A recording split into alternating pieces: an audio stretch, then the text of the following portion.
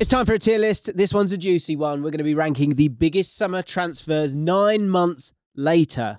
The baby that was created via the transfer has now given birth to an opinion. And is that opinion a strong one of good feeling or bad? Let's find out. With Dan from I always want to say from HLTCO. Or what are we saying? Dan of HLTCO. Of HLTCO. So let's get straight into this. We have our tiers in front of us. We've got lots of the top signings from the summer window a year ago or 9 months ago. And these are the tiers that we're going to be working towards. We've got signing of the season. So you can chuck a nominee in there, and at the end, we'll decide if they are the signing of the season. The signing of the season will be crowned today in the next 20 odd minutes. Good. Solid. Poor. Disaster. You really threw your neck in when I was first ones. Called selling it. So let's go. Lots to get through. Ricardo Calafiori, £37.9 million, 29 appearances, 3 goals, 2 assists. The question is, are we still yet to probably see the tactical evolution Arteta's planned with the Calafiori signing? You want a yes or a no answer, though? Yeah, you can go with that. I can elaborate.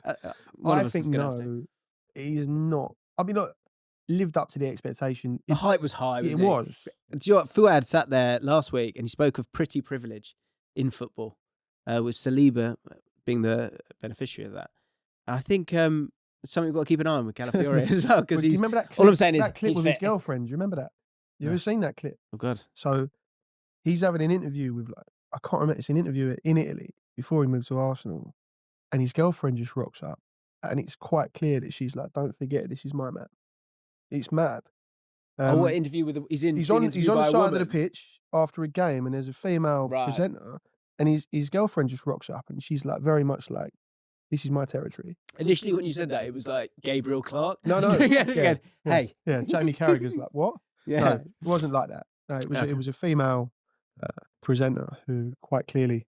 Well, the problem for Ricardo, just to crash on, is Miles Lewis-Skelly has kind of taken his spot. For how long, I guess, is a big question in terms of the future success of Calafiori. Because I think he's a great player. He's got good attacking verve, which has been quite clear at times. I remember the game, actually, it was a disappointing result, but they played Nottingham Forest away, couldn't break them down, and he was the attacking threat. I think that kind of is a nice context to give when it comes to what Arsenal have been able to kind of put forward, because they have had some of those injuries. From an attacking point of view, they've been felt a bit stunted or stale. And Calafiori's not really that kind of guy. He is he's got a bit of thrust to him. But for 37.9 million for him to not be the starter, I saw that number and I was a bit like, that's a lot of money. Yeah, for a left back, and they've had a few left backs there, and you've been usurped by a 17-year-old. I would go poor. I think so. I don't think you can put him in disaster. Yeah, I don't think we're there. I don't think he's a disaster. You were saying before about the potential will they come good tier. You could argue that he would very much fit that because, like you said, we don't know. I think a lot of the narrative around Arsenal over the last month has been, Arteta, will he ever get over the line?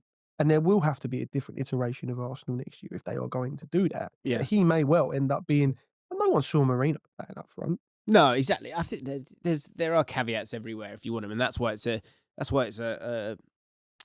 hot potato in terms of like talking about it. Because, and the other thing is, they say, will they go over the line? To ask that question, you have to be close to the line. So they are close to the line. Just something needs to change from an attacking point of view, and you need to have your players fit as much as possible, and a little bit more depth as well, and have a bloody striker, which we've spoken about numerous times on the channel. Let's stay in that perfect place. Mikel Merino, 26.9 mil. Obviously had a good Euros if you think back. Came in to be that sort of. I thought he was going to have a little. Obviously, he's a different physique, but I thought there might be a bit of a Gundogan vibe in the sense that can kind of ghost in and be really good in the box whilst being a neat midfielder, and not being overly physical when it comes to maybe like stamina and stuff like that. But obviously, he's ended up being a striker. Like 43 appearances, 9 goals, 5 assists. Sounds solid. Hang on a minute. If only there was a tier for that. But Sorry, but he didn't mean to. quite good at this. The but I think if he didn't have the opportunity to be that striker, you okay? Then I think it would have been people would have been saying poor, maybe close to disaster for sure. But then, all right. So I look at it. The fact that he has the versatility for Mikel Arteta to go, do you know what? We can stick Mikel up there. Yeah. He'll do a job. Yeah. And for him to actually follow through with that faith shows. And I think there's a lot as content creators, which is what we are. We will have opinions and views, but they are shaped by what we see on the pitch on a Saturday or Sunday. If you live and breathe it on a training ground, there will be people in every squad in the Premier League and throughout the EFL and across Europe, obviously, where squad members will know that they've got it in the locker. Whether or not they show it at the weekend is another thing. But I think Mikel Merino, having that extra string to his bow, you can't put him in poor, for example. Oh, yeah. I think he's got away with it, but he's deserved to get away with solid because it wasn't looking good at one point. Yeah, he's rescued it, but by his own solid nature of the versatility. Yeah. And he has got a goal in him. But I think, solid. Right. Raheem Sterling. I mean, 27 appearances, 1 goal, 5 assists. Surprising me he got 5 because it don't really feel like that. Yeah. This has been a disaster. And I don't want to say that. I really like Raheem Sterling. I like what he's about. I like him as a player. I'm confused by how difficult he's found it. And I think it's probably a mix of being beat down a little bit in terms of his time at Chelsea and then going off to Arsenal. He's not really had as much opportunity as a player of his career deserves. It's an incredible career. Yeah. You look at his Wikipedia entry, say, and you'd be like, that's a player. Yeah. And it's not like he's like 34. No.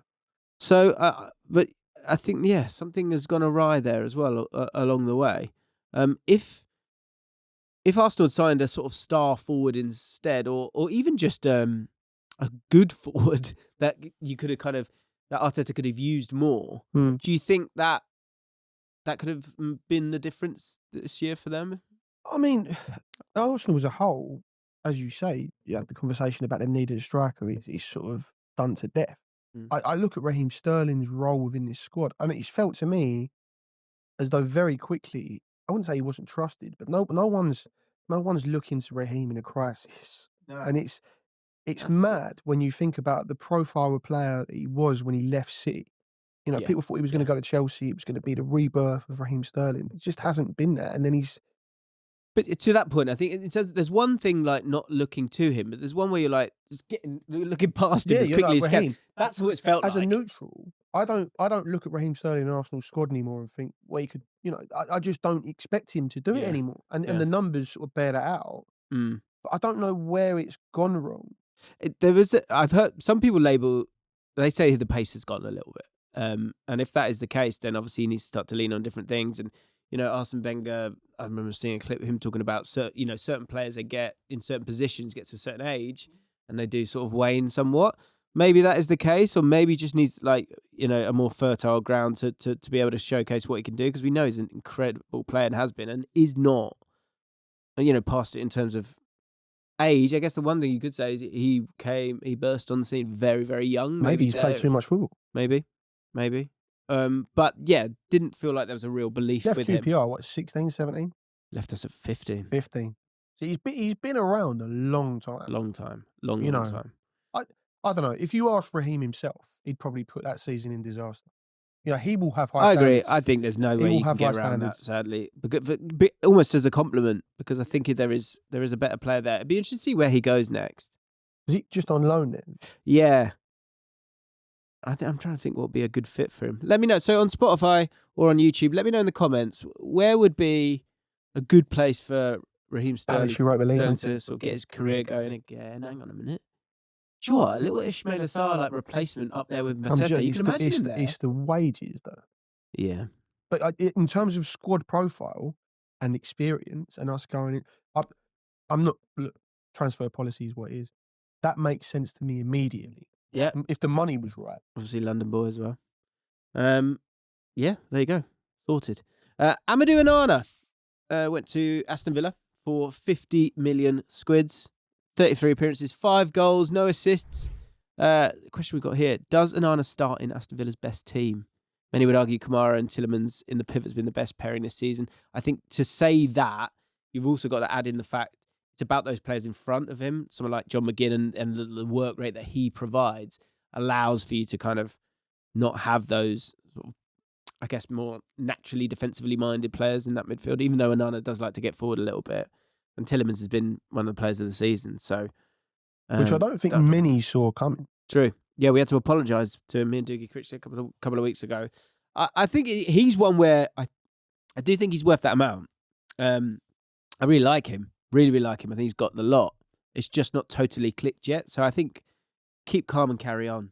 For me, personally, when it comes to when he was at Everton, I'm looking at him thinking, this is a proper specimen. You know, this is a guy who could take a game by the scruff of the neck. Great feet. And if he went to a big club, like a team challenging for honours, he could go and take his game to another level. And I sort of expected with Unai Emery that he was going to become this all singing, all dancing, like, wow, what a fucking player that is. Hasn't quite worked out. Yeah. But he still has it in him. I watch him and think, yeah. Yeah, I do as well. I think I'm going to go conservative and go with solid. But I think if I had to, like at the end of their time there, I think it will be a good signing. Yeah, for sure. I do believe in him. How old is he as well? 23. Yeah, so 24 in August. So yeah, start the new season. 24 now. Bang. Yeah. I think somebody's got, but that's it, isn't it? For some of these guys, got to kind of get through that first year to see what they can bring. There's someone later on in this list, actually in a few, where I think it's the obvious take is you're going to come good, and we'll get to that. Dean Huijsen, formerly of Bournemouth, now of. Is that done? It's done. Yeah, they've paid. He's activated the release clause, paying 50 mil. Got him for 12.8. I mean, it's a bargain to get him in for the season. My only question is, like, that release clause, obviously you probably would have got him in. Do you think you would have got more if you didn't have that release clause? Not right now, but maybe. You don't think so? No, well, I don't look.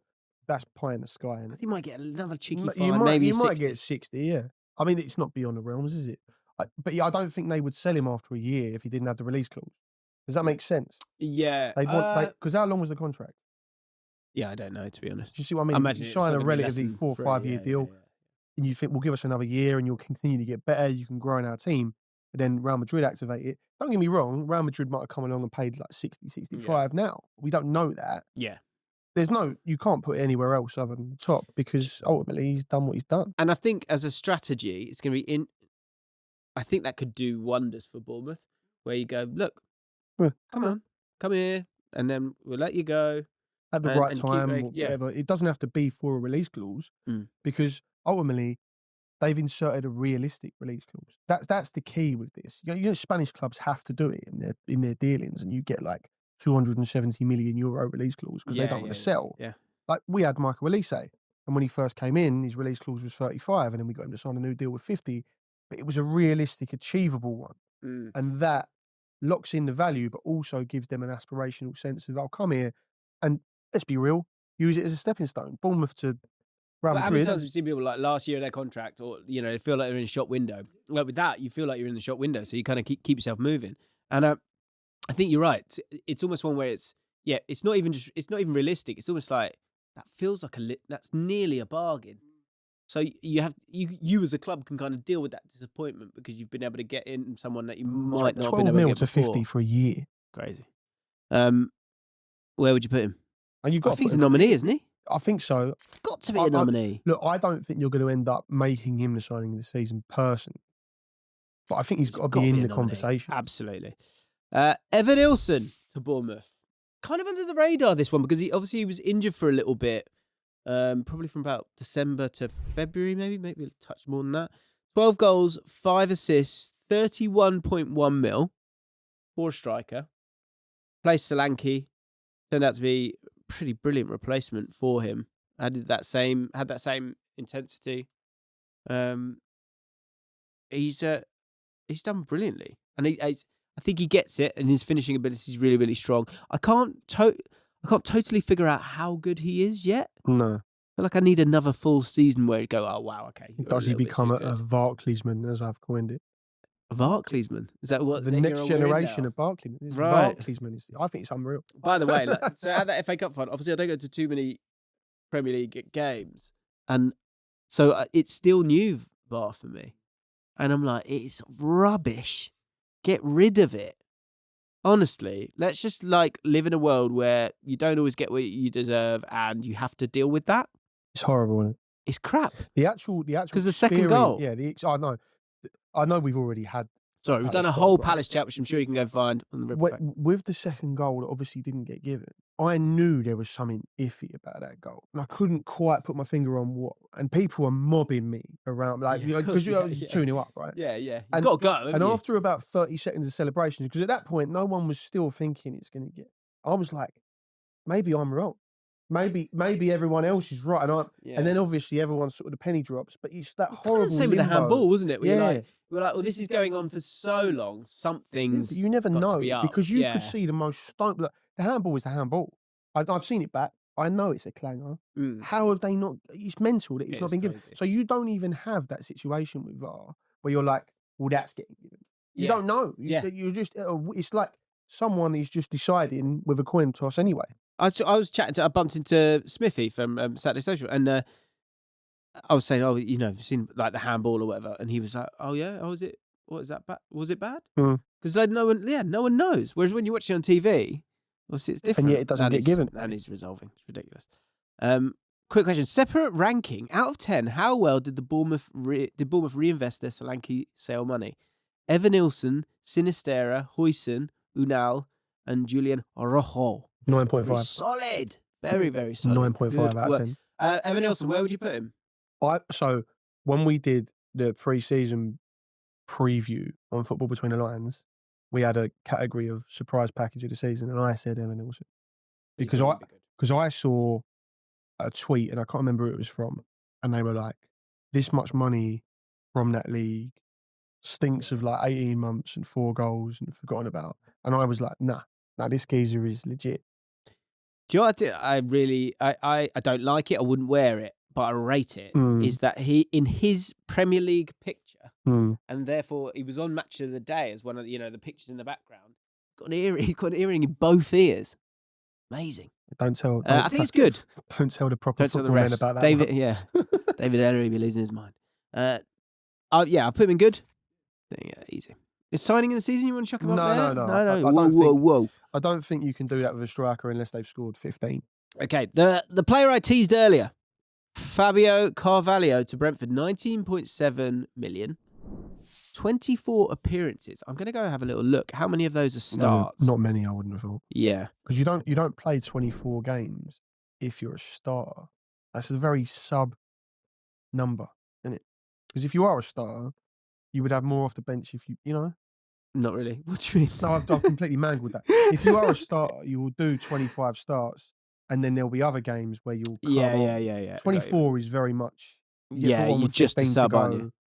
So where are we? Matches played 3 starts. There you go. See.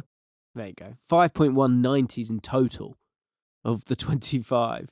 So a lot. Not much. Sorry.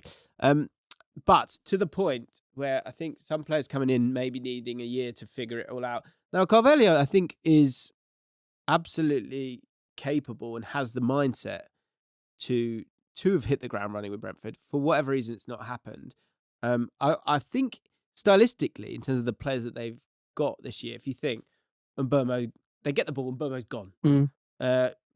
Vissa's generally gone. They're kind of on their bike. Keenly Spot is gone. They know the job. They know the job. Yeah, and Damsgaard then gets it, can drive with it, but also can play those passes as well. Carvalho is more of a player kind of in between the lines a little bit. So it's a different profile. And I think that's hurt him this year. He's only 22 and Liverpool bought him for a reason. And he got those games for Fulham for a reason. So I think, and Brentford bought him for a reason. So Brentford are very good at that as well. Yes. So you wonder if next year's his year. I think obviously it's going to be a big summer for Brentford. I think Brentford are ideal for him in the sense that they are not a panic of a club. No, they will sign people. I mean, it's been said a lot. Matthew Benham, he looks at the performances. He doesn't look at the result. And you can argue, yeah, well, no one wants that because that seems very data-driven and all the rest of it. In terms of player profiles, they'll know what they've bought. Yeah. They know that, eventually he will work it out. Thomas Frank isn't a ranter and a raver. Like, the whole thing is and very I don't think they solid. buy players for one season, do they? They buy them for 3-4. Like Keane Potter, like first year didn't really work. Damsgaard didn't really work. And so I think there will be a comfort in this. Actually, when I chatted to Thomas Frank, we asked about Carvalho and he was like, what? He was like, this guy's amazing. Yeah, they just, not easing him in, but it's like I said a minute ago. Like, you see things on the training ground, you know what they've got in a locker. It's just about finding and maybe this season their tactical profile doesn't suit him, but they're going to tweak it over the summer so he's a bit more integrated. You don't know. Yeah. I mean, how many people have said, and Burmo might go, Visser might go, but they are very good at it. They replaced Ivan Toney, and it didn't even, the rails. Better football as well. Exactly. Much better football this year. And actually, I think that's part of the journey for them as well. And he is a kind of you can sort of see the marker that they're sort of working towards, because when he's 23, 24 and really kind of killing it for them, which I could see happening in the next couple of years, in terms of the evolution of Brentford from being a team that comes in, kind of keeps that XG battle as low as possible, maybe even wins it with some being really good at set pieces, to moving along to being a team that kind of opens up a little bit. We're doing the top half now. Quality. Right. Yeah. I say it about Brentford all the time. They came year on year in the top half. They came into the Prem, and straight away they won in a relegation battle. They've never been in one. Mad, isn't it? I know they took them years to get out of the Championship. I understand that, but they've come into the. Are they ever like? You do these things every summer. It's like your bottom three. Does anyone ever put Brentford in the bottom three? Well, hopefully they've learnt now. I think last year actually quite a few did. I'm going to be reacting to my predictions soon. I can't remember what they were, but I don't think I would have put them in there. I think there's certain rules I've had. One's been sort of squashed a little bit, which was you always go for Real Madrid in Champions League.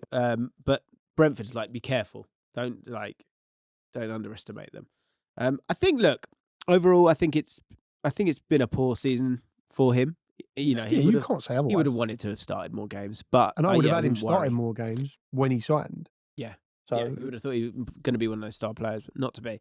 Jorginho Rutter, 39.3 mil, so punchy amount of money. Yeah, 34 appearances. We'll have to go have a look at him as well here. 8 goals, 5 assists. Brighton's club record signing. He's versatile forward, playing multiple positions. That Brighton squad has a lot of depth in every area, really. For 40 million, 8 goals, 5 assists. Are we okay with that? Let's see how many games he's started. I mean, look, you can put your own personal value on transfer fees. I don't think that he is. I watch Brighton, obviously. I hate watch them a lot. Just turned 23, by the way. Yes. Obviously, I'm watching them from a very different perspective to you, because you probably watch them in the same way that you would watch Bournemouth. Yeah. Right. I'm watching them hoping they fail every week. But he is not a player that I have developed a hatred for, which suggests to me that he hasn't done his job. Right. Do you see my point? Yeah. I don't think, that guy's there. So 19 starts. So, obviously a lot more than Carvalho. It's funny when I think of their top guys. I think Welbeck and I think João Pedro. And you would assume when he came in that he would have overtaken Welbeck. Yeah, I think remains to be seen. I don't think he's a good. He's a good. He's player. Not a bad footballer. Yeah, solid. Yeah, here we go. Solid. I think solid's fine. Right, we carry on. Staying with Brighton, there's a few here. Minte. Yankuba Minte. 29.4 million. And Newcastle have had not howlers, but like the two they lost for PSR issues, which we could probably do. Let's do both of them together. We've got Minte and Elliot Anderson. Both have done pretty well. On Elliot Anderson, and I just hold my hands up, I got absolutely caned on social media because I said I was shocked at that amount of money for him. And Newcastle fans were like, "Do you understand how good Elliot Anderson is?" And I to be honest. But you take that with a pinch of salt. In the moment, you go, he's one of your boys. But so many of them did. Right? Yeah. And but look, sometimes I will just hold my hands up. I hadn't seen enough of it.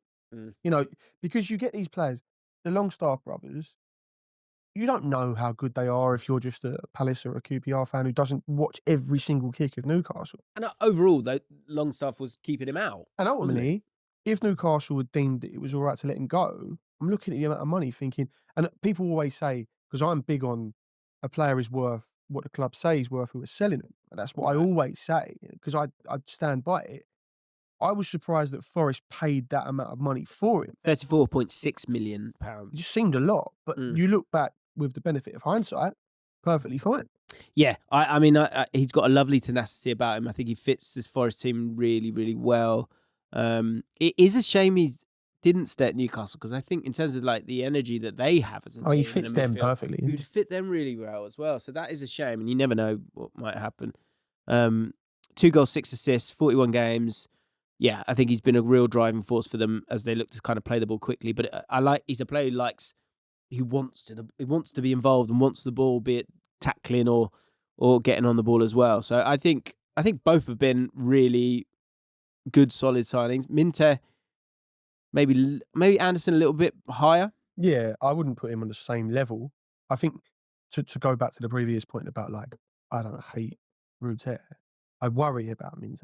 I think he's a dangerous player. Yeah, and he can score a goal. He's unpredictable from an opposition perspective.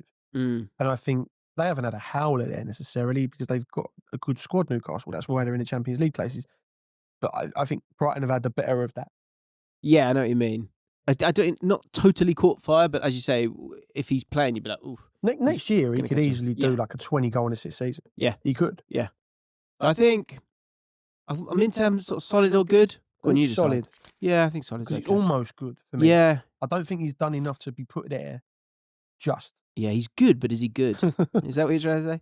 The catchphrase I've got to get that on the shirt. If you want that on the shirt, hit the like button, and I'll get it done. Do it anyway. Shh. I'm trying to get engaged. Right. We move on to Matt Vifer. Last Brighton one. Don't worry, Dan. So just walk out. 26.9. Yeah, just deal with it. Yeah, I mean, slow start to life in the Premier League. Missed several months through injury. He's playing a bit of a right-back role, which allows a bit of fun in terms of him because he's more known, obviously, as a midfielder. Yeah, if we had a Mayor one, it'd be that. Probably poor just because he's been injured. Yeah, I don't think you can say anything remarkable about him, can you? No, not really. From look, there will be Brighton fans who can't stand me anyway, but generally you can talk. I think in the last 7 days, probably. Yeah. muted, blocked. Blocked. Yeah. But in general, there isn't a great deal you can say about him unless you've watched him every week. I agree. 5 assists, 1 goal. Yeah. Poor, I put. Yeah. Nearly solid. You put poor, I not put me. Poor. Not me. Put it on me. Be angry. Prove me wrong, Matt. Prove me wrong. Pedro Neto. 50 mil. A lot of money. But then It's it's a lot of Chelsea. money. But it is Chelsea, yeah. 43 appearances, 6 goals, 8 assists. It has the 9th most crosses, 147 in the Premier League this season. But who is he crossing to? That's the real question. 14 goals and assists in all competitions, which is his highest output in a season. But yeah, he did cost 50 million. I think it's cheap by Chelsea standards. I don't think it's good or solid. I wouldn't say it's been a poor season. I think he's been available, which I think's a plus because that's been a problem in the past. He always strikes me as like I do like a thorn in the side type player. Like you come up against him because he's aggy. He's not like his silky winger that will drift past you. He's like a little Jack Russell. Yeah, but he's got the tenacity to get forward and, like you say, the night times crosses. But you go up against him, you say him again. He pops up, and I know for me, the goal at Fulham away is one that he'll remember because it was a turnaround victory. But like he's always there. One of those players that you can never quite sort of shut away in a box. Funny, isn't it? Because I think when I'm watching games, I'm looking at Madueke more. I'm looking at Palmer more. I'm looking at probably everyone on the pitch a bit more than him because you feel like you know what he is. You know what you're getting. Yeah, I think he's been a good acquisition. Yeah. But I think there's more to come. But to that point on the crosses, is it one where, if he's got that, if Isak's in the middle, or top striker. Yeah, do his numbers go up, and then all of a sudden we're screaming about him. But I think the fact that he's played as much as he has, 43 games, I think that's a huge plus for them. So, good acquisition. Even though it's 50 mil, and there's quality there, isn't there? I'm intrigued to see how Chelsea get in the next couple of seasons. João Felix, 43.7 mil. What a strange situation. Yep. Chelsea nearly signed Samu Agehoa from Atletico Madrid instead of Felix, who would have been a profile that they actually needed. Chelsea have been lacking a dominant box presence at centre-forward for a while now, and nearly had one over the line last summer, but instead, when the deal fell through, Chelsea decided to go ahead and sign João Felix instead, meaning Conor Gallagher could complete his move to Atletico as a domino effect of the deal. Why does it not say ripple effect? Domino. Maybe you change the name of the podcast. So how much better off would Chelsea have been this season if they'd had an alternative striker profile alongside Jackson, giving them a different route to goal, especially against low blocks? I think almost more so than Arsenal. If they'd had... I mean, but do you know what, though? You're like, Nkunku's knocking around. Can we make this work? But how many times do you see this with top sides? You look at... And it's been a conversation with Man United. Obviously, we'll get onto their players in a bit. You look at their 11 player for player. You think, well, surely any other club would make that work. Yeah. And I think maybe it's a spotlight thing, but I do, yeah. And Nkunku stuff, and I find it odd. When he signed for them, I'm thinking, well, he's scoring 20. Yeah. I was like, I bet a lot of people lost money putting money on him being a top scorer. I thought he was going to be the new guy. Like, yeah. You know what I'm saying? Super Sunday comes around and it's like Nkunku, and you're like, oh shit. Yeah. But no. I mean, João Felix, what a bit of a pawn, really, more than anything. Do you know what I mean? He just came in and then he's gone to AC Milan, like an utter, just bizarre, a symptom of the modern weird game. Career. Do you know, I think I might have said this if I haven't, before I'm saying it now. He's a short player, and what I mean by that is he's a YouTube short player. I thought you meant. Yeah, I mean he's that too, but it's like the player that lost his, went to every club that ever existed. Like it's that. Pato. Yeah, it's a trivia question. Poor disaster. You reckon? What's the one above disaster? Poor. I don't think you can even put him in poor because it's been nondescript. I mean, you should have a nondescript here. If your intention is for a player to come in and do well for you, this is a disaster. And ultimately as well, we all know he's got the ability. Yeah, although I think he's confusing from that point of view as well, because at some point you go, come on. Simeone had him. Cost so much, didn't he? But he was supposed to be that guy. He has the ability to be that guy, but he wasn't that guy. He feels like a bit of a nearly player, doesn't he? Kiernan Dewsbury Hall, 29.8 mil, 4 goals, 3 assists. Played a big part in Chelsea's UEFA Conference League campaign, playing 1,015 minutes. That's what tells its own story, doesn't it? Yeah. And of his 1,654, 1,015 of those have been in that competition. I think the idea was that he was one of Maresca's guys. He was his main guy, and so might help with the kind of implementation of the system. But then I guess Maresca's just got into training and gone, I've got these lads. There's no shame in that. No. Harry Winks was pivotal for Leicester. It doesn't mean he can go and do that. Yeah, I mean, it sort of didn't. It was a bit drink watery. Yeah, isn't it? I mean, that's an easy comparison, obviously, because of the pathway, but also the lack of minutes. Yeah, but I don't know about you. I didn't see him sign for Chelsea and think that's a deal. I was just like, I was another player that Chelsea are getting in. And maybe he will come good. I don't know. How old is he? I don't think he's that young. In my head, he's like 22. I've got 26 in my head. Oh, really? Actually, no, you might be right. Let's have a look. The weird thing, I guess, with him is, am I surprised by sort of how this has played out? 26. Oh, there you go. Was wrong. Am I surprised by how this played out? No. For him, the player, is it a disaster? A little bit, because it's derailed his career. Yeah, but I would argue that playing for a club of that size when you move from Leicester and playing regularly in a competition where they're probably going to end up winning it, then is it a disaster? I know what you mean. Is it?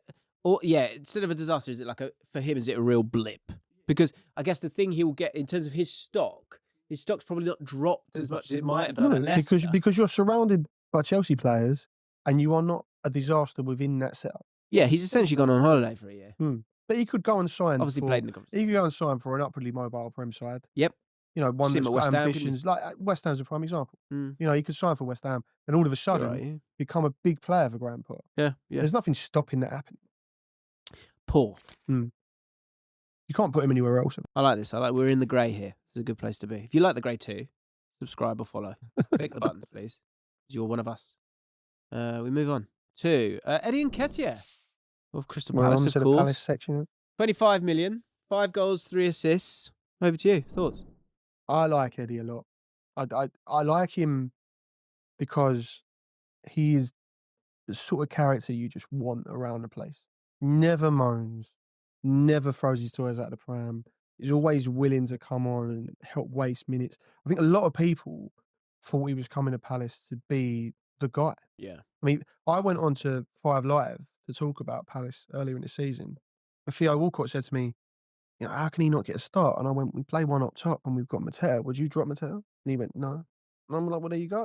It doesn't, we live in this sort of weird limbo, and maybe that's going to change because of the FA Cup win in Europe, where we need depth to be able to challenge in the top half. But you can't get players to come in and happily sit on our bench. Especially in the striker position. Yeah. That's a problem everywhere now, isn't it? Because they want to play. Good players want to play. And you understand that. But to get a player, if you started Eddie Nketiah every week for Palace and you played to his strengths, which we obviously don't with Mateta because Mateta's a different profile, then you would get goals out of him. He knows where the goal is. Like, he'll probably start tonight at Wolves. Caveat, we're playing Wolves this evening. I don't know when this is going out. But he could easily start because you just give JP a rest, whatever else. He'd score a goal. Like, he's in the right place at the right time. He hasn't had as many minutes as he would have been hoping for, but he comes on, he runs the channels, he works hard. He doesn't have the physicality of JP, which is a real shift when you're in the middle of a game, because you go from having this big man that can hold the ball up and knock people over to a skittle. That's basically what you're dealing with. But he's not. I love him. I think he's a good lad. Is he? Can he get there? Can he be the guy? No. He will never be, I don't think, Palace's main striker. Because if Mateta leaves, it will be for a fair bit of money, and we will reinvest that on a player who will probably fit our profile better. Okay, so for 25 million then, where do you want to put him? Good, solid, poor? I feel harsh putting poor. I'm not sure that you can put him in solid. I think before a ball's kicked when you've signed him, I think you're expecting more than what you've probably got. And he would argue, I haven't had the minutes and the starts, and he's not wrong. That doesn't change the fact that his season has not been solid. Yeah. There we go. Poor. Lacroix. I mean, 15.1 mil. I mean, look. Do you know what? So I said, did you play Brentford? No, he played Brentford. He played against Brentford in the pre-season game. And my mate Dom, who I value his opinion on players, he's like, they had this centre-back. He's unreal. Lacroix. I was like, oh, okay. I'm always like, right, remember that one. Make a note. Yeah. And then you bought him, and I thought, oof. Oh, okay. Glasner knows him. For Anderson. And you want a bit of inside knowledge? Go on, mate. Yeah, give it to me. So, obviously, Anderson came in, was good for us. I not like Joachim Anderson hate watch or anything. I never rated him as highly as a number of Palace fans and most neutrals ever. I don't think he's a trenches defender, Joachim Anderson. I don't. I think if he couldn't play 50-yard raking balls, no one would think he was that good. That's my own personal opinion. Yeah. In terms of his defensive attributes, he is nowhere near Mark Goldbridge, right? Yeah. And that's a fact. When we needed him to step up, he didn't really do it. And Glasner came in and was very, very calm with going, look, let him go. Take the money from Fulham. He's not worth it. We will replace him with Max. He fits my profile better. He's quicker. He's more aggressive in the tackle. He's a better defender. He suits what I want to do better. And we can get him for less money than we're going to get for Joachim Anderson. And it's worked out perfectly. Yes. He's 41 games, 1 goal, 1 assist, and a FA Cup winners medal. Ishmael. Got to put him somewhere. Yeah, for sure. Good. Is he a nominee? No, because that just makes me seem like I'm maybe riding a wave. I don't think we can have any Palace players in there because people who accuse it of bias. Do you know what, Ishmael? Well, let's just make our own decisions. Last one, Ismaila Sarr, who I think everyone was kind of going, this doesn't make sense. I don't really get it. They don't play this way. Where's he going to play? But has become not probably the final piece to make the balance of that team, in my opinion, work so much better. Just to have someone who can go, but also is diligent enough to work and get back for the team. And actually better to feet than people sort of give him credit for. Rapid as well. Yeah.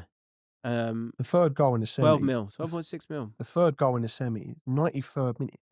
Just burns the geezer. Yeah. And it's been such a theme for me. The power of a deep run in the Premier League and in football now, especially when everyone's so set in their spaces. You really got to commit to those runs. And if you can commit to those runs and you've got the pace to do it as well, it's frightening. Troy Deeney actually said when we watched the first half, he went, Sarr is so fast. And he doesn't look like he's really trying. And he's just like Usain Bolting it.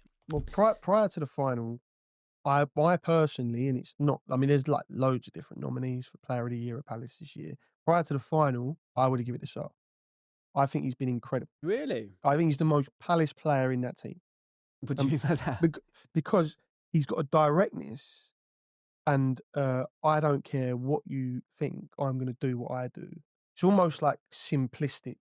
Yeah. You know, like some people can complicate things and get lost and get in their own way. Ismaila Sarr is like, I will do what I do. And that, if you gave him a penalty, he'd just score it. He wouldn't think about it. Right. He'd score. And Dougie Freedman has wanted him for years. Really? He wanted him when he was at Watford. We put a £30 million bid in. It's like a passion project for Dougie. And then Michael left.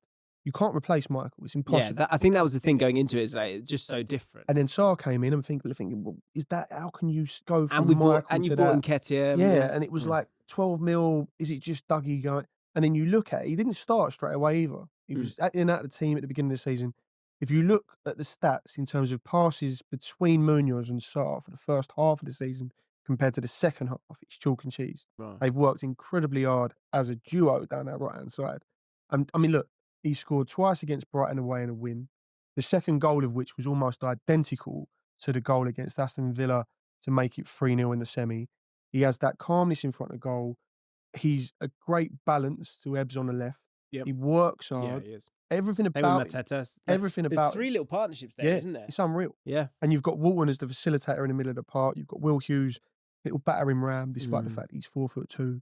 You know, but Sarr, for me, has been fantastic because you can never live up to Michael Olise. It's impossible. But he has absolutely got the absolute most out of his game. 11 goals, 7 assists, people. It's nuts. I'm chucking him in the nominees. Signing of the season. 12.6. I agree. Cheap. For the money and the output and turning up in big moments. Like, we missed that penalty in the semi, right? He scored 5 minutes later. Yeah. And it wasn't just a tap-in either. Got the ball 25 yards out, smashed it past Martinez.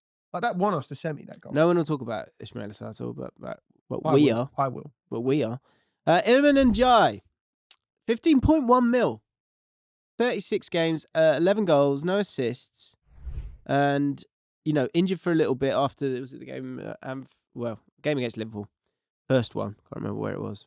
Must have been at Goodison. He got injured and missed a bit of the season. Came back, scored 2 against Southampton last game at Goodison Park. Producer Kai absolutely adores him. I massively rate him as well. I think he's only going to get better. And I think if David Moyes will see him as that Stephen Pienaar for this new version of Everton, I think. Agreed. And I think he's going to love the new stadium. And that's so good. So composed on the ball as well. And has that nice bit of flair about him as well. I think he's been an absolute gem of a signing for them.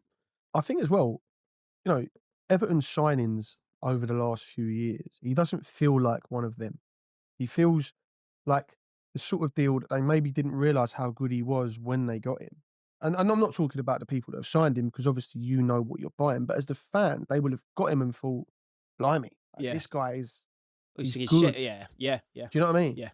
You know, like almost when you sign a player and they pleasantly surprise you, particularly for the money. It makes you think as well, like, you know, he left Sheffield United just before the start of the season, how much of a disaster that season was. They loved him as well. To have had him in their team last year, probably wouldn't have kept him up. It would have been a very different looking season for sure. Great signing from Everton. 15.1 mil is cheap. He's young as well. I'm sure he is. I'm gonna have to check him as well. I'm sure. I bet he's. Let's play the game again. How old is he? 23. I think he's 25. Let's try. 23. He's 25. Of course, I'm mate, fire. Absolutely. Come on, boy. He knows the answers already. I need to. Just Yeah, luring written down. me in. Written down. I need to get a life. Enjoy. Got to be good, isn't it? At the very least, is he in the Ismail Assar? I don't think he can be a nominee because he hasn't played enough. Yeah, all right. Has he? No, you're right. Good. Emil Smith Rowe. 26.7 mil. The Arsenal. Started well. Kind of gone quiet. Fulham sort of have, though, haven't they? Generally. Yeah. I 6 feel goals, like 3 assists. they're the most up and down team this year. Just as when you think Fulham are going to go on a bit of a, they just go, boom, and then they come back, and then they, Yeah. Tough. I mean, 26 points. That shows you like Iliman Jai and Sarr, 12, 15 mil. Yeah, it's a lot of money, but it's the Arsenal 26 cost. mil. Yeah. Look at Eddie. We'll tell you, striker, 25 mil. If Eddie was playing for Southampton, you wouldn't have got that. Maybe not. I don't think. Oh, I see what you mean. Yeah. If we'd have signed him from a Southampton, you're having to spend that. Yeah, I get what you mean. I think solid. Yeah, I think not a disaster. The first half of the season, it was felt fun, to me wasn't he? as if he was a lot better than he has been. Yeah. But you have to judge it in the whole, right? Yeah, I agree. Solid. Okay, next up. Let's get rid of that. Liam Delap. Right. Obviously on the cusp of a move. 12 goals, 2 assists, 39 games. I do think, not that he's getting overhyped, I think his season is getting overhyped a little bit. Yeah, he's like the guy. He's the only bright thing in what's tailed off into an absolute disaster of a season for Ipswich. And also I think a lot of people have bought Delap stock. So now they're kind of like clinging on. They've drunk the Kool-Aid. Yeah, and I didn't buy the stock at the start, but I'm not selling it either now. I just think we need to see him in that scenario of a Man United. I like the fact that I get the feeling that he has that sort of bullish nature he's to got him. a bit about him up here. But there was a situation at Goodison a few weeks ago with Jake O'Brien where it sort of kicked off over 5 minutes. And you could tell, not in like a Jamie Vardy way, because obviously he is a one-off, but you could tell he was like, yeah, I love this. I love the ag. Yeah. And that's a good thing to have as a striker at his age, because it's only going to, he has clearly got bulletproof confidence in his own ability. Which is half the battle, I think. I think you need to have that kind of personality. And I think he's got that Pythagoras in boots by mate Reese. He sort of described him as he's a sort of 90s forward. He's like a bit like a Shearer. Yeah. And he's not Shearer, obviously, but he's got Get that similar vibe. Yeah. I think he's like overall he's had a solid season. Yeah. You could make a shout for good, but then at the same time, you would argue, is it unfair to put him with the collective of Ipswich when he's got 12 goals? Because I think similar to what we were talking about with Jorginho Ruta, right? You look at that and you think, from my point of view, I don't hate him, therefore has he done enough? When you think of Ipswich, you think of Liam Delap. Yep. So I think that been the star man. And he's consistently been the star man. He's got 30 mil release clause. Which is low. Is he miles better than Nketiah? Yeah. Very different personalities. Well, I think it sounds really harsh on Eddie. Like Eddie's a poacher, isn't it? Eddie is not going to create a chance for himself. He doesn't have, and I mean, I've noticed it a lot with Eddie. He'll work his nuts off, but I don't think he has that bulletproof confidence. Like there was a chance he had in a recent home game, and you could just tell, when you're watching a striker running on goal, and you're like, almost like he's your own son. You're like, please just put it in, mate. And he did it at Fulham in the quarter-final. Yeah. But Liam Delap will be like, yeah, I'm scoring. Yeah. Do you know what it is? Yeah, when that play goes through on goal, in your head, it's a word, isn't it? You go, yep. Yeah. Or you go, no. Or as an opposition fan, you think, oh. Yeah. Yeah. And Liam Delap has that. Yeah, I know what you mean. So I'll put him in good. Yeah, so that's only fair. Bilal El Kanous to Leicester City, 18.9 mil. Not crazy, solid amount. But probably will get a good fee out of him. Interesting to see if they sort of sell him straight away or not. 3 goals, 6 assists. I think there's a lot of potential there. And he's one of the few bright sparks with it all. But again, I'm struggling in the shit It's of funny, Leicester it's City funny to season. separate individuals from the collective, isn't it? Totally. Because it's like anything. You could have not a bang average player, but a player who isn't really putting up trees in the top side, and they are made to look better by the collective. Yeah. To stand out in a really bad side, sometimes it's easy, and other times, you play in a position or you play in a way where it doesn't lend itself towards it. It's a very difficult thing for me to gauge as a neutral. I know. I'm going to go solid. Yeah. I think, going to bottle it, really. Federico Chiesa to Liverpool, 10 mil. To that point, cheap. If Chiesa plays 13 games, he is cheap. But say he'd gone to Tottenham and they've had their season and he scored 2 goals, 2 assists, but he is Chiesa. Yeah. I know. And he has cost 10 mil. I know what you mean. It's like, where's the production, mate? It's mad how little he's played. I mean, obviously, can't Salah's get flow in the final third if you're playing. How many of them off the bench as well? Yeah, I mean, I think the bulk of them, I would imagine. But yeah, so he's got to have had like 1 or 2 starts, hasn't he? I think, and he can't be a disaster because they've won the league. Yeah, no player in the Liverpool title-winning squad can be a disaster, can they? I think also, if he'd have signed and there'd been like 1 or 2 others that had signed, he could almost hide a bit more. Do you know what's okay? Exact same transfer. He went to Man United. And we put him straight in disaster. Yeah, because it's a collective disaster. Yeah, but do you know, it's the desperation. The desperation of the club needing him to be a success. Although when you sign a striker of his reputation for £10 million, 1 start in the Premier League. Everyone thought he'll go in and score 9 goals. He hasn't done it because he hasn't had the minutes. 1 start in the Premier League. I mean, as a striker, what can you possibly say? Sorry.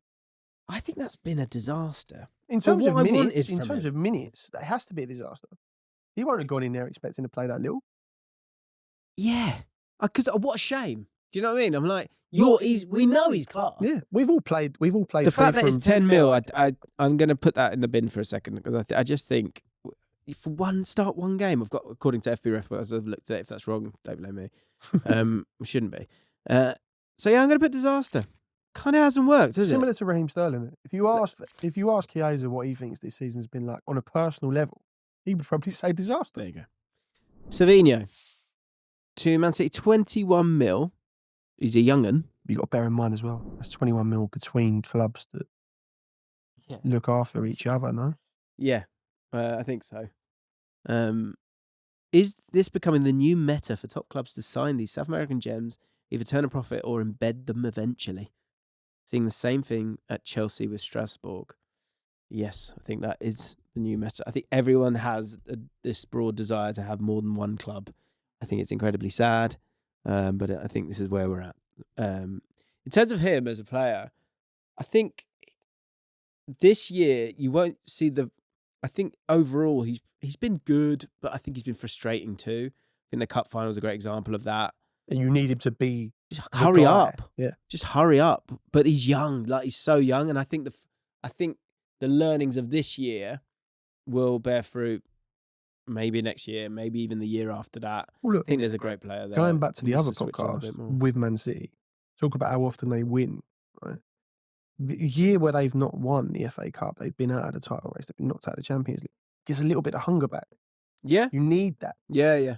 As much as you can talk about to get hungry, young players needing guidance from top ones to win things, they need the hunger of thinking, I've come here and we have not done what I thought we were going to do. Let me be the guy next year who creates another era. That's an interesting conversation itself. You could say the same thing with Arsenal. I think at some point it becomes that's your culture, is that you nearly get there and can't get over the line. Right now, Man City are at the start of that blip, which makes the hunger to get straight back on the horse stronger. Yeah. I think overall it's at 21 million, a player of that quality.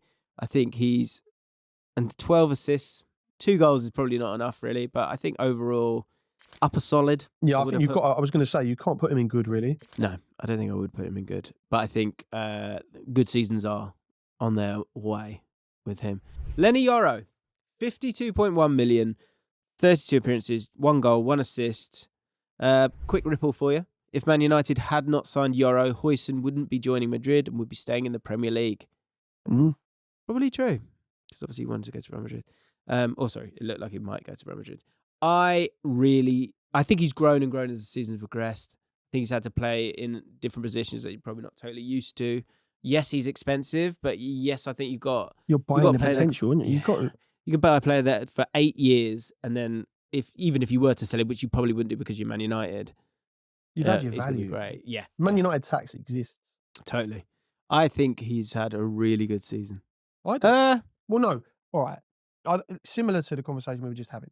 I like where he's at. I'm not sure you can put any Man United player in good because of where they find themselves in the league. If you look at bright spots in the United squad, given his age, given how good he's looked as an individual, there is certainly all sorts of room for optimism with him. Right, yeah. Exactly. Yeah, I think... Yeah, actually, let's go solid because I think, obviously, he's had problems with injuries as well, which has curtailed his development a little bit. But when you have seen him play, you can see he's undamaged. And he was in there. He was in the team, obviously, prior to his Man United move, very young. Like, this is a guy who has been earmarked for not greatness necessarily, but success for a long time. And it hasn't seen him like a shrinking violet. He takes it on. You can tell. Yeah, I think it will be a stunner of a signing. But this season it's a solid signing. Matthijs de Ligt, 37.8, 42 appearances, 2 goals. Not like an outrageously bad fit for someone who's young but experienced. Played at sort of top sides and had to step into that fire of Man United. I don't think he's done bad. Yeah, I think it's solid again. I look at these individuals and you try and separate them from the collective. I don't think he's been a complete disaster by any means. And it's almost like you try to unpick where Man United have gone wrong, and you can't really. There's no other than Højlund. We've got a few to get through here with Man United. 3 of which are defenders, and the next one is Mazraoui, who has played 4,000 minutes this year, 55 appearances. That's a lot of minutes. He's played centre back, wide. He's played wide centre back, wing back, full back, attacking midfield at one Goalkeeper. point. Yeah. Do you know what? I wouldn't. I don't think it's the worst thing to put him as one of the signings of the season, just because he's 12.6 mil. You've got 55 games lot out of value out of played absolutely everywhere. Been really good pretty much everywhere. I think he started to wane a bit at that one little period of the season, and now he's running on fumes. Of which Amorim, every time I hear Amorim speak, he's talking about how knackered he is. I still keep him in there. But I think you've been able to rely on, as bad as Man United have been. Everyone needs players like that. Every squad. Yeah, I think he's been a really good signing.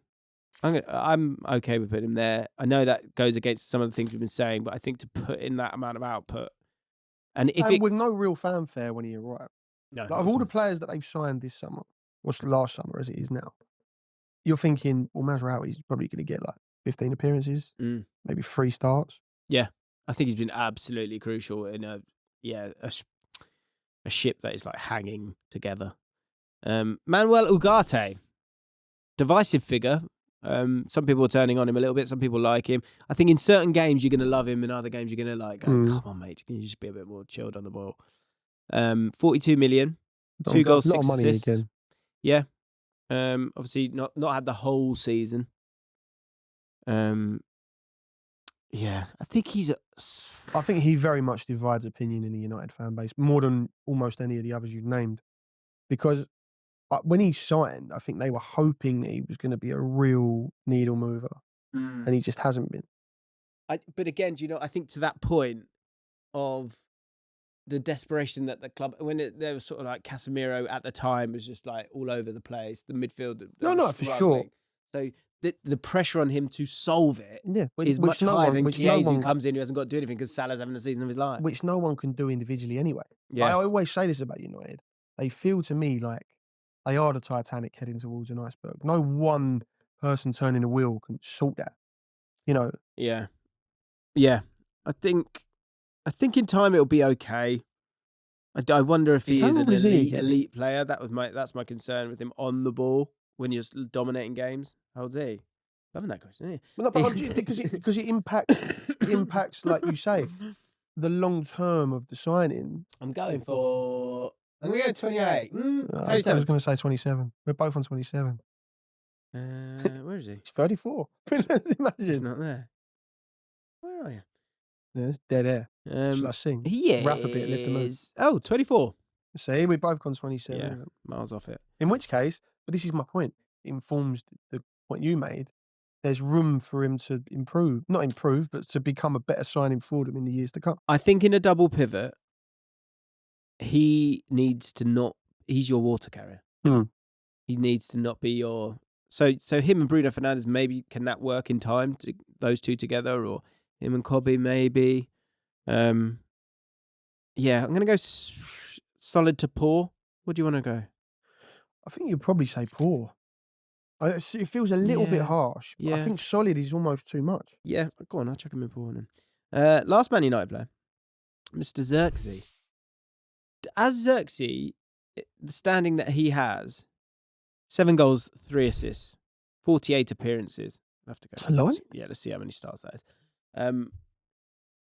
Do people have a better feeling around him because he's been coming on for Hoyland, who's been so bad? Yeah, it's almost like you get reflected glory off the fact that the team has not done anything like it should have done. I mean, this is ironic, obviously. We're recording it before the final, which is tomorrow.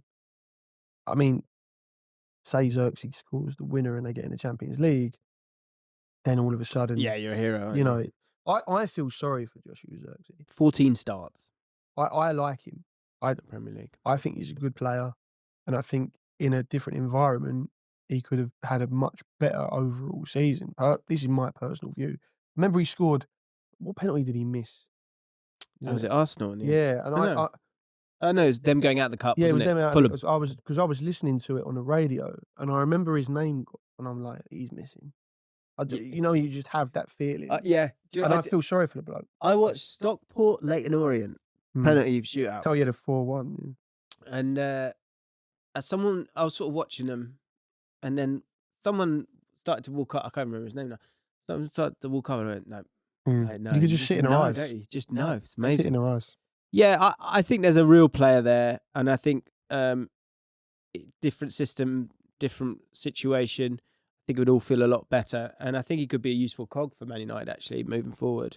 How much did he cost? He cost 35.7 mil. Pretty par for the course for United signing a player like him, though. Yeah, again, I think that everyone's been poor. I think it's poor, isn't it? Yeah, it's poor. Let's be honest.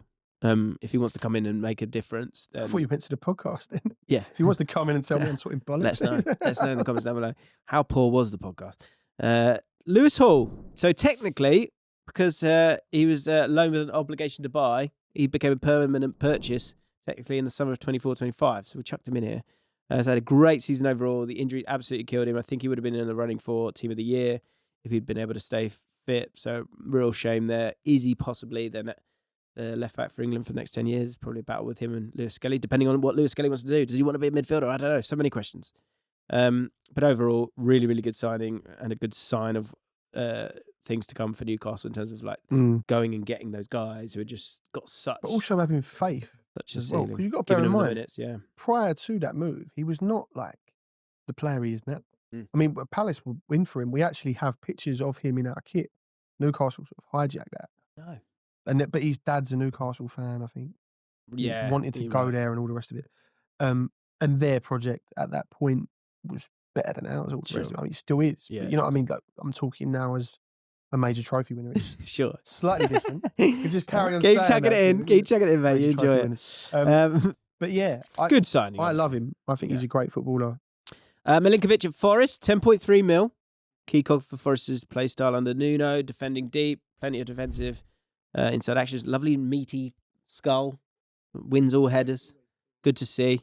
Nice Neil Ruddock. Imagine that. Imagine one of the key performance indicators as a scout. Yeah. How big's his head? How dense is his skull? Probably quite important actually as a centre back these days. I think amazing season for them. I think he's a nominee. Well, look, I think that Forest in general, particularly in the first 2/3 of this season, I know it's dropped a bit. They all love their role. Yeah. They all love, the defenders love defending. They really relish it, you know. And like you say, he gave that vibe. Remember, like when Leicester won the league, and they had Rob Hoof there, and you were just like, he's just in his zone. He's in flow state of what Rob Hoof can be. Yeah, like that felt very much like him. Yeah, I agree with you. I think he's been fantastic, and it's all come together. This is one where you kind of do chuck the collective with it because you've seen couldn't the separate output. the individuals at Forest because they are greater than the sum of their parts. Yeah, they are, and they are defensively. They are kind of one clump at the back, and he's the core of it. He's the root. Yeah. Okay, lovely. So I put him as a possible signing this season. Mateus Fernandes, 10.3 million as well, by the way. Milinkovic, pretty cheap. Fernandes, Southampton, 12.6. One of the stars, I think. Be interesting to see if he makes way, or it looks like Will Still's going to be the next Southampton manager. Is that a fact? Well, I think highly mooted, is what I've heard. Interesting. He's definitely leaving. I saw it for personal reasons, and I wondered if he'd had like a family issue or something. It's his missus. He wants to be a bit close to her. Fair enough. Mateus Fernandes, 12.6 million. I think he's obviously got great potential. A bit like El Canous, isn't it? Where you've got, there's a solid player in there. It's funny with him. You can see him.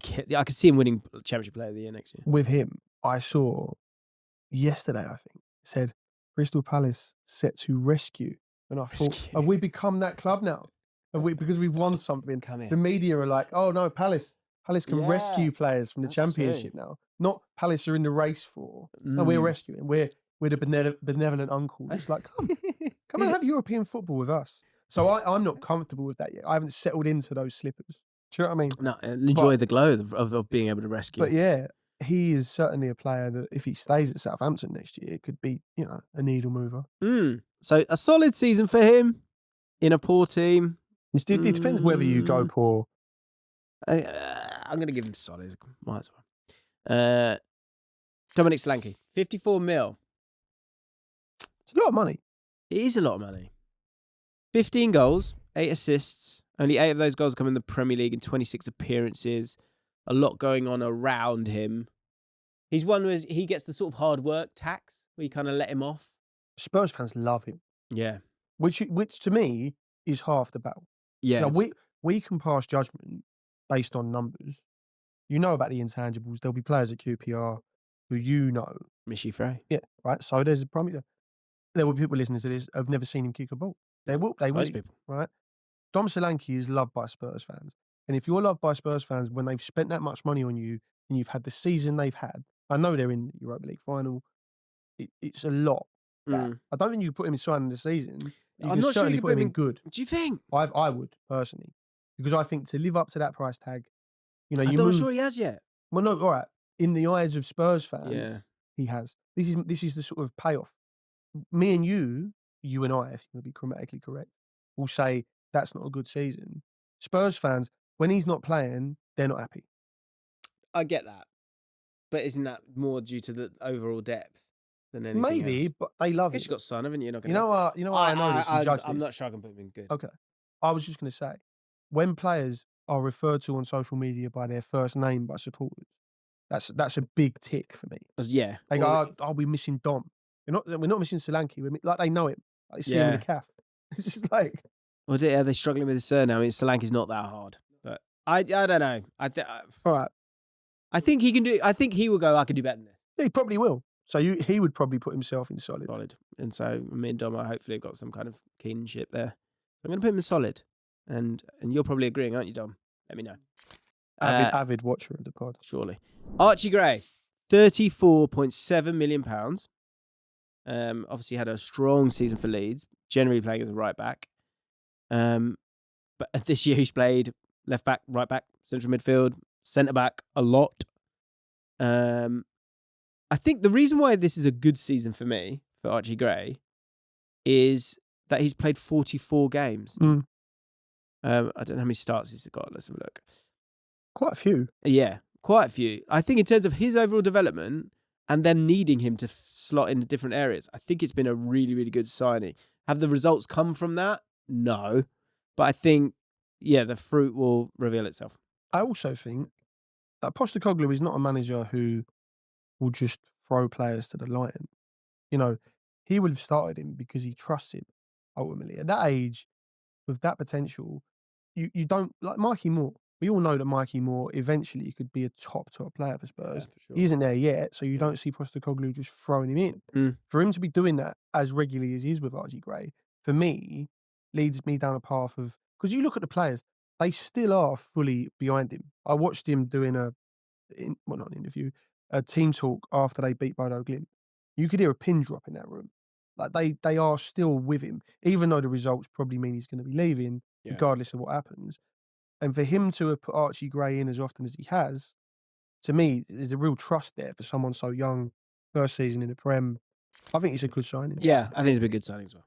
Next up, into West Ham, who've good season for West Ham. Don't trigger people. No, sorry. But he's still in the league. That good? Not good enough? They've had he's been European champion. Yep. Max Kilman, 40 mil. Quite punchy for a centre-back, isn't it? It's a lot of money. It's a lot of money. I was surprised. 27-year-old. And also, I seem to remember, he played for a non-league club and they got a ridiculous amount of money when that transfer went through. Like a lot. 20% or something. Really? Yeah, like a lot. 4 million quid, 8 million quid, something. Lopetegui obviously wanted him. Was captain of Wolves. And I think it's one where it's like, I don't think he's done anything wrong. Although, obviously, again, the West Ham have been poor this year. I think he's a solid Premier League player. And you can get 6 good years out of him. So I don't have a problem with him being there playing and all of that. Again, it's the distinguishing it from the collective. Separating from the collective. Yeah. Most West Ham fans that I've seen... Drink a shot every time we say distinguishing from the collective. Yeah. Well, we're nearly at the end now, so... Yeah. Keep drinking. Just carry on. Just get the bottle and just, go back and find all the other stuff. Yeah. But yeah, most West Ham fans that I've seen are not enamoured with him. Yeah. But I think the price tag's a big factor. It's a lot, isn't it? And the season's been poor and he's a defender. If you'd spent 17.5 mil on him, you wouldn't be seeing much kicking off. I wouldn't know. It's 40 million quid. Yeah. Centre-back, £40 million. What do you expect for that? Yeah. You expect it to be pretty elite and be able to knit it all together. And the team overall has been awful. Across 2 separate managers. Spent a lot of it was supposed to be the summer, wasn't it, where they really kicked on. Do you remember they won the transfer window? That was the thing. Win it. They do it. I think I crowned them, yeah. So there's 2 more, I'm afraid, West Ham fans, that you've got to get through. One I think's done all right. And one I think is a good player. But he's old. Fulkrug will do first. 22.7 mil, 3 goals, 2 assists. He had that infamous post-match comment about players not wanting it enough. Did he say that? Oh, yeah. God, and then Graham Potter came out and was like, yeah, he's been told, almost like he's been told off for that. Oh, right. And then West Ham fans got on to Graham Potter because they were like, he's the only one showing bollocks. Saying the truth. I do think, look, let's be honest, I think it's been a disaster for him, but not from his own doing. And I could see him actually having a strong season once he's fit and everything, and it's working. I think West Ham fans quite like him. Yeah, I think his movement's amazing. I think he's a really, really clever player. I wouldn't put him in disaster personally. Do you know? I think he's had a disaster of a season though. I'm not even sure. I think a lot for me. He got 3 goals, mate. Yeah, all right. 3 goals, 2 assists. Hands up. Yeah. I can't get away from that. Yeah. Aaron Wan-Bissaka. I think he might be in the running or have won Hammer of the Year. I wouldn't be. Yeah, surely. 2 goals, 4 assists. Really important. 14.8 mil. Cheap. It's quite cheap when you think, you do the 50 mil and you kind of add that into it all. Especially from United. Yeah. And it's probably shown, if you were buying him, you go, oh, he's going to be solid defensively, won't really get much from an attacking point of view. But he actually has been really good going forwards for him, like in terms of his ability to take players on, bombing down that right side. So I actually think he's been, and 14.8 mil, are certainly good. West Ham fans, he's been one of the only bright spots of their season. They love him. Yeah. Signing of the season nominee? No. It's hard, isn't it? West Ham, you can't. It's hard to distinguish from the collective. I don't drink your shots. I don't think you can put him in. Well, they maybe would argue. But it depends how much a team of their standard this season can have a signing this season. Yeah. Right, we're going to pick our signing of the season. in just a sec. And the nominees are mental, by the way. Last one. What have we done? I know. But Andre to Wolves, 18.5 mil, no goals, no assists. But he's the pass before the pass. Keeps it ticking along. I think they're going to, if they do sell him, I think they would be able to make a profit on him as well. So would they sell him now? No, I don't think they will. Yeah, I think you want to build on what you've got with him and Zhao, if you can keep Zhao as well. I feel like he signed a new deal recently. Especially after they win 48-0 tonight. Yeah. I think solid to good. I'd solid it, personally. Let's solid it. And there you have the players. But who is the signing of the season? The nominees are Dean Huijsen, Ismail Assar, Mazraoui, and Milinkovic. You did that like I said, Mazraoui. You did that. No, I was doing that. I was more for, again, the collective. And Milinkovic. That's a bit weird, isn't it? He's a weird four, isn't it? But I think it's sort of, you can make case for all of them. Yeah, I'm struggling to put anyone above them. In good, just in case you want to chuck any of these guys in it. Evan Nilsson, Elliot Anderson, Neto, Lacroix, Iliman Ndiaye. I think it's a little bit hard done by here. Liam Delap. Because, sorry, now that you're going through that list and then listening to Simon of the season, I'm almost like, Iliman Ndiaye is almost. I think he's knocking. He probably should in be and in around there. it. Can we change it? We'll bump him up into the nominees. I'm not sure he wins it. Liam Delap. You put him in the nominees when you're looking at when you've got those? No. Okay. Lewis Hall, Archie Gray, and Wan-Bissaka. Okay. So there's our 5. Dean Huijsen, Ismail Assar, Mazraoui, Milinkovic, Iliman Ndiaye. We're going to end this lovely conversation with your winner and my winner. Before that, go check out HLTCO on YouTube and Twitter. Go check out Football Between the Lines, because if you love Flav, which you probably do, and you like Dan, might not love him yet, but you've known Flav longer. There's a lot of people that love Flav. The two of them chat regularly. So go check that out as well. And subscribe to this channel and the podcast as well. I've asked a lot there, I know. So, there's a checklist. The signing of the season from Dan is... I think because of the 12 million to 50, it has to be Huijsen, doesn't it? My signing of the season is... Dean Huijsen.